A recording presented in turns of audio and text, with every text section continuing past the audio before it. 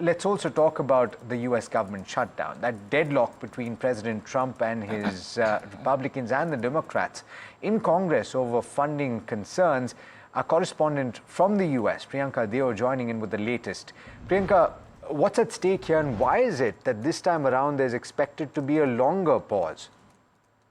Well, in the US, the government shutdown happens when Congress cannot pass the annual spending bills that fund government operations. So unlike in India, where the union budget is just a single vote, the US requires 12 different bills to pass. And if Congress fails, federal agencies legally cannot spend any money, and parts of the government shut down as a result. So essential services like defense, social security, and air traffic control continue, but many civilian services stop. So what does this mean? This means that hundreds of thousands of federal employees either stay at home or they work without pay.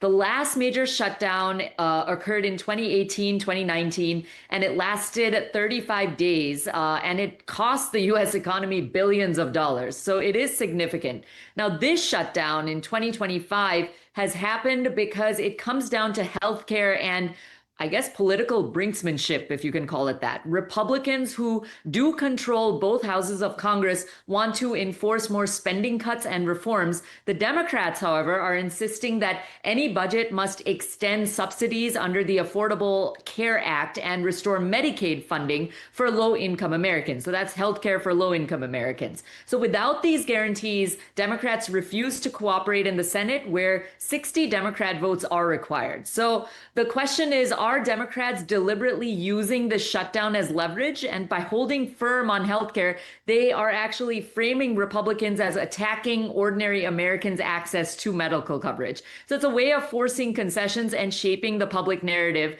based off of next year's election cycle. Now, this shutdown is not about US lacking any funds. The money is there, but it's about both parties in this case using the budget as a sort of bargaining chip. So for Democrats, the leverage is Medicaid and healthcare. For Republicans, it is fiscal constraint. But the hit is on the ordinary citizens, right? The result is the same every time. The citizens get hit. Suspended services, unpaid workers, and growing frustration with sort of Washington, D.C. political deadlock.